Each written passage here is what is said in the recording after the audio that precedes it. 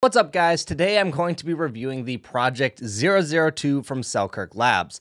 This has been a highly anticipated paddle release with a lot of people wondering if a paddle can possibly be worth $333, and today I hope I can help answer that question for you. One thing before I get into it, I am eventually going to make a video about the 001, but to save some of you the heartache, do not buy the 001. My initial thoughts are very negative about that paddle, and everyone I've let try it has really disliked it as well. So don't buy that paddle unless you're looking to be unhappy. I am also eventually going to make a video about my thoughts on Selkirk Labs, but here I'm just going to focus on reviewing this as just a paddle and not my thoughts on Selkirk Labs. Originally, I wrote this script with my thoughts and the video was going to be over 30 minutes, so I thought it would be best to just separate those into different videos. But anyways, let's get right into the review. The area that this paddle excels in the most, like no other paddle on the market, is spin. This paddle absolutely destroys everything that exists right now. I ran through the test with myself, my brother, and Porter Barr, and all of us achieved a result of at least 1800 RPM. My brother and Porter were actually spinning the ball so fast that I need a higher speed camera to accurately record the data. But what I do know is that they're doing at a minimum 2000 RPM, which is absolutely insane. I mean, literally every person that uses this paddle, you can see and feel the difference in spin in their game as soon as they switch to this paddle. My brother's serve got significantly better when he started using this. He already had a great serve to begin with, but now he has so much topspin and the ball comes in so fast that genuinely a lot of people have a hard time returning this. No other paddle has allowed him to hit this hard and still keep the ball in play. So I have to give Selkirk props because, as you guys probably know, Selkirk Vanguard paddles always ranked extremely low in my test. So it's fantastic to see that Selkirk actually found a way to fix this. But not only fix it, they literally made the highest spinning paddle that exists. Now, of course, this is all under the assumption that you are someone who has a fundamental understanding of hitting various spin shots. If you're a person who hits flatter and doesn't add much topspin or backspin, then this might not mean anything for you because you don't have the technique to let the paddle build off of. The only thing that has me a little bit worried is in Selkirk's marketing, they specifically say, coated with our rough surface technology that outlasts others on the market.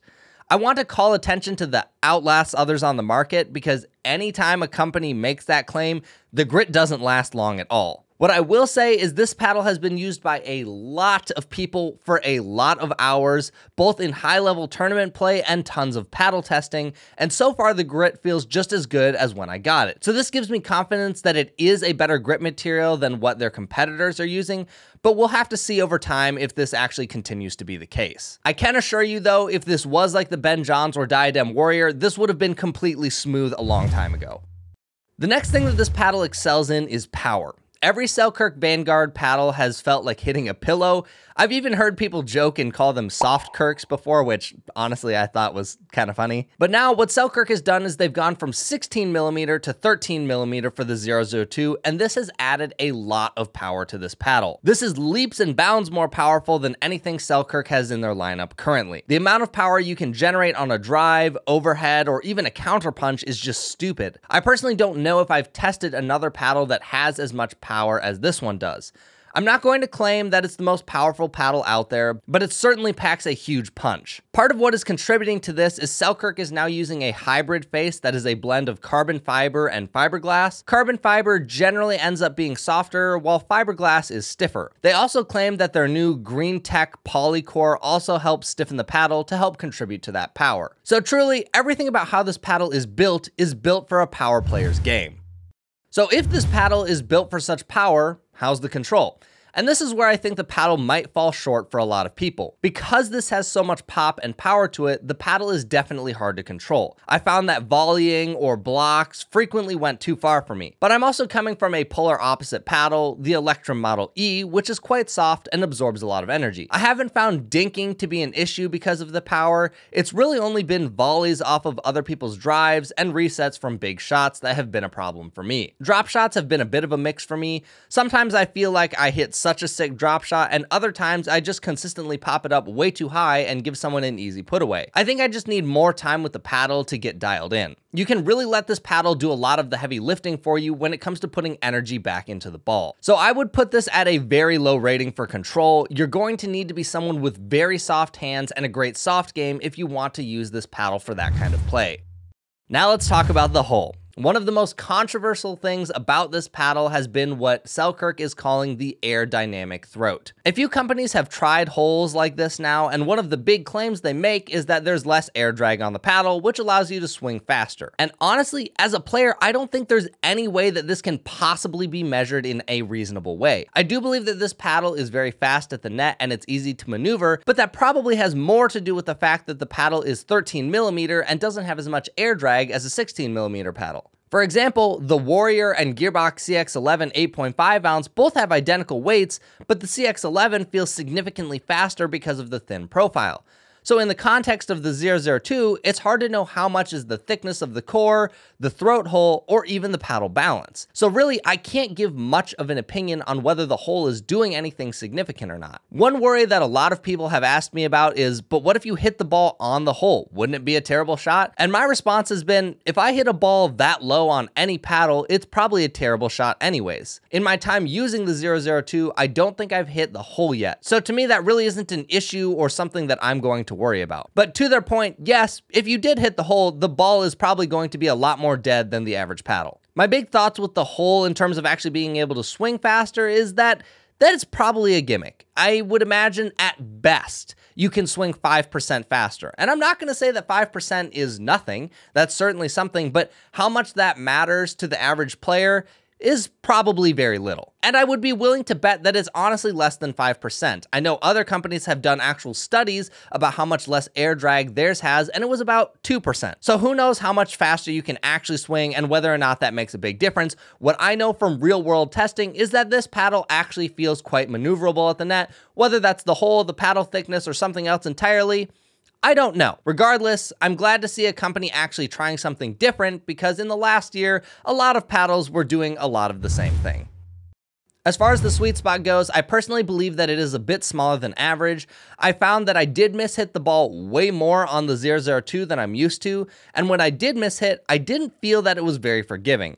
When it came to blocks and resets, I found that I was consistently miss-hitting and was left with a dead shot or very poor shot. So to use this effectively, you need to be someone who has very precise shots. I think this paddle's ultimate downfall is going to be the sweet spot, and this will primarily be a paddle for higher level players who can consistently hit that sweet spot without issue. Now, the feel of this paddle is quite unique. One of the first things people always comment about is one, the sound it makes when you hit the ball,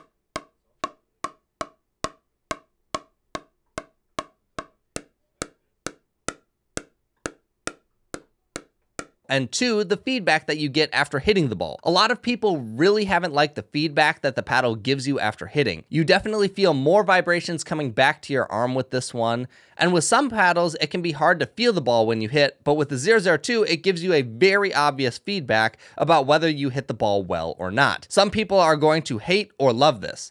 I personally don't mind it, but a few people have strongly disliked that feeling. One of the ways I've described the feeling of this paddle is almost like a trampoline. It really feels like the ball sinks into the face and then acts like a spring that launches the ball off of the face. I know there's a legal limit to how far a ball can actually compress on a face, and Selkirk must be pushing it extremely close to that limit because I've never felt another paddle like this one. Finally, we have the durability. Like I mentioned before, this thing has been in heavy use since the day it came in. The only damage to it so far is scratches on the edge guard from digging up balls, some chips on the face, and ever so slightly the edge guard is coming up. Not enough to be an issue, but enough to concern me over the next month or so. With how many chips it has, I'm actually surprised that the grit doesn't feel more worn. I would think that these things would be directly tied together. This face chipping feels similar to the Gen 1 Vanguards that had the same problem, and I can only imagine that over the months to come, this thing is going to look much more beat up. I'm really disappointed to see that this still has the chipping issue, especially when they solved it on the Vanguard 2.0. Whether or not this actually hurts the performance is only going to become known after much more use. It's also unfortunate that the edge guard is coming up slightly. While it is extremely minor, and I wouldn't even call it an issue yet, edge guards coming up is probably one of the most frustrating things that pickleball players report about. So it would have been amazing if Selkirk had come up with a way for that to not be an issue anymore. The bright side is Labs does have a 1-year warranty that covers loose edge guards as well as a number of other things.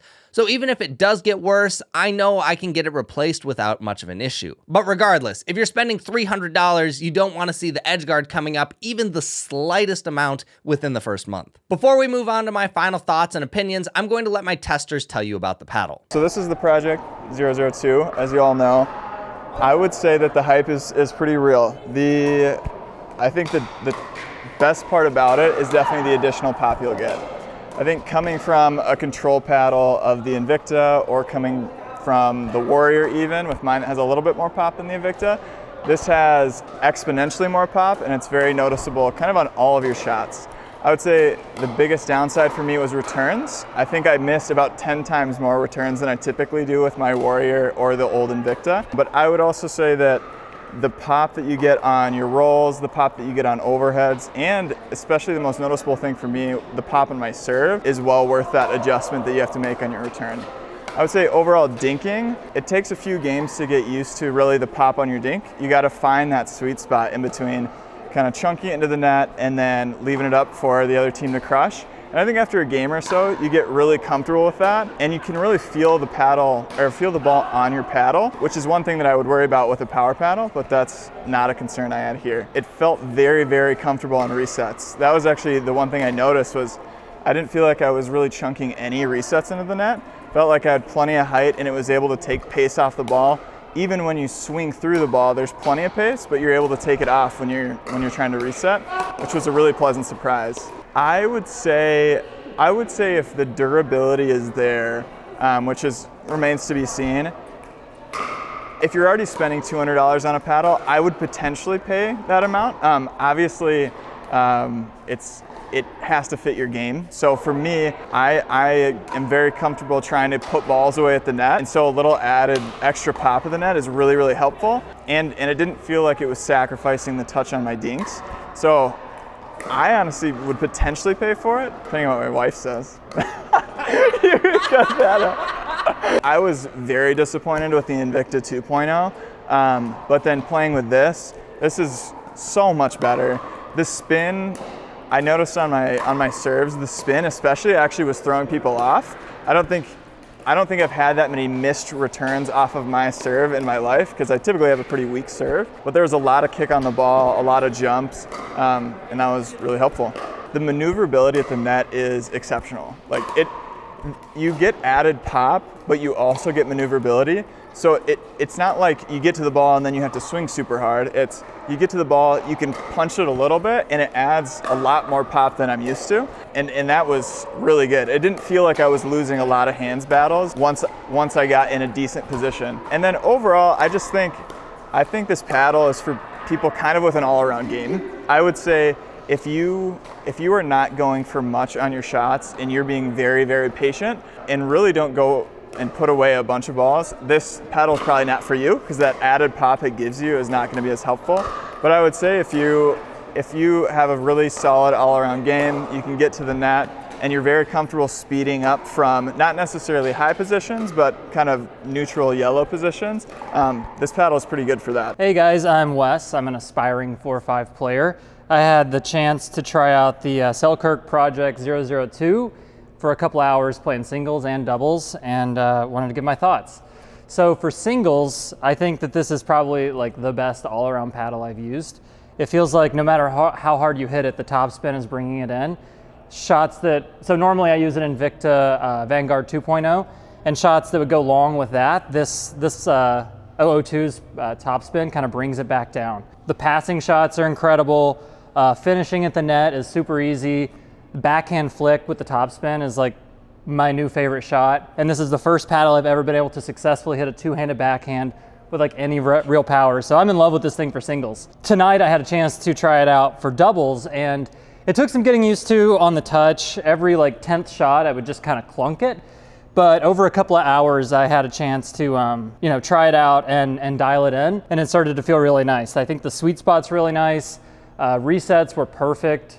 Drives, obviously, like I said, were great too. Dinking, I'm not quite as comfortable with as my Invicta Vanguard 2.0 yet, but I think with time you could really get there. And again, one of my weaknesses is like hand speed and putaways, and this really, really helps in that area. You know, paddles are getting more expensive. My first paddle was probably like $80, and now I'm spending 200 bucks on an Invicta 2.0. So 333 is a big step up, but honestly, if I'm just using it for singles, which is probably what I would want it for, I feel like it would last a really long time, and I would be willing to buy it. In fact, after playing singles with Pickleball Studios Chris for a couple of hours, I went and signed up for Selkirk Labs just so I could have a chance to buy it the next time it's in stock in April. So yeah, I mean, I don't know. Everyone has their own situations. I think I would totally buy one though. Again, it took a minute in doubles as well to find the sweet spot for resets and a couple of the dinks, but I think I really dialed it in by the end of like 2 or 3 hours. And yeah, I mean, overall, I would say it's a really nice paddle, especially for singles. For doubles, I don't know if I would go to it just because I don't have as much of a power game. I try to play soft and, you know, have long dink rallies, so I kind of like my Invicta for that. But this is, overall, I mean, yeah, I really enjoyed playing with it. Hey guys, I'm Patrick, and I've been using the 002 for about a month now. I really like it for the power on the serve. It gives me a lot of arc and action on the ball. Really pops up when it hits the ground. I used to use the Diadem Warrior, which gets quite a bit of spin too, but not nearly as much. You don't see it move as much in the air or when it hits the ground on the serve specifically. So I really like that. Otherwise with the paddle, it's great for singles. You get power on the drive, a lot of motion with the ball, but you can't drop super well with it. I've only been using it for a month, so there's still more testing to do, but it's definitely a lot trickier to drop with and to dink with. But power's great. Just control's lacking a little. Otherwise, I really like it. Sweet spot is weird. Feels very small. If you're anywhere in these areas here, you're pretty much doing that. It pushes the paddle down. I'm not entirely sure why. Maybe the handle, but it definitely with drops. If you miss that spot, it just dies. The ball just dies. It feels similar to a gearbox for sure. Yeah. So in doubles, it's great for an aggressive player. If you are poaching at the net, driving at the baseline to get them to pop it up a little, and you can come in and do that shake and bake, it's great for that. But otherwise, it's not so great for the slow game. I mean, if you're using this paddle, you're probably wanting to end the point quick, get up there and start getting into hands battles. So if you like that and you got quick hands, this is good. But if you like playing the slow dink game, you got to be pretty precise with all of your shots, especially where you're hitting it. Otherwise, you might be missing a few dinks here and there or drops. Price-wise, I am on the fence sometimes, just because I like it so much. But 330 is a little pricey. If it was 330 on a regular market, I probably wouldn't buy one. But if it comes out at like $250, I'll probably end up going and buying one, as long as they don't change anything drastically. So overall, this is very much a power player's paddle. If you like to play the power game, this is a match made in heaven. I think for singles, this is one of the best paddles you could buy because you can generate so much pace and spin, and both of those things are huge in singles. I think Selkirk has produced a ridiculously impressive paddle that a lot of higher level players are going to love. I fully believe that this paddle is not meant for anyone below a 4.0 level. Unless you're someone who cares heavily about playing at a high level, don't buy this paddle because I don't think it'll be for you. This paddle isn't going to magically make you better, it's just going to enhance the skills you already have and make them more solid. And that's if those skills align with how this paddle likes to be played. There are so many better things you could spend your money on if you're a 3.0 or 3.5 than this paddle. $300 is a lot of money to swallow, and I think someone who's just starting out or is at an intermediate level of play, your game is going to change so dramatically over the coming months or a year that investing this much into a paddle doesn't really make sense because your preferences are probably going to change. And just with the nature of this paddle being a little bit harder to use, I don't know that you'll see all of the benefits that this paddle can fully offer if you can't hit those shots. Now, whether this is worth $333 really comes down to the player. I know for myself, I would absolutely be willing to pay $300 for a paddle that I felt fit my game perfectly and helped me nail my shots with more confidence. For me, I don't think the 002 is that paddle in doubles. I think for singles, there's a very good chance I use it, but for doubles, I don't think I will. Finally, my feedback to Selkirk about this paddle would be trying to fix the face chipping issue and the sweet spot, but I'm willing to bet that neither of these are going to be very fixable for the actual production model. To fix the sweet spot, that would probably mean reworking the hole or removing it entirely. As for the chipping, my guess is the grip material they are using probably can't have a protective coating over it and still work as well as it does now. So I'll be surprised if either of these things get fixed by production. But those are the two things that I would recommend working on. So there you guys go. I hope this helps you make an educated decision about whether this paddle is for you or not. If you enjoyed the video, make sure to click the like button and subscribe if you want to see more content just like this, and I'll catch you guys in the next video.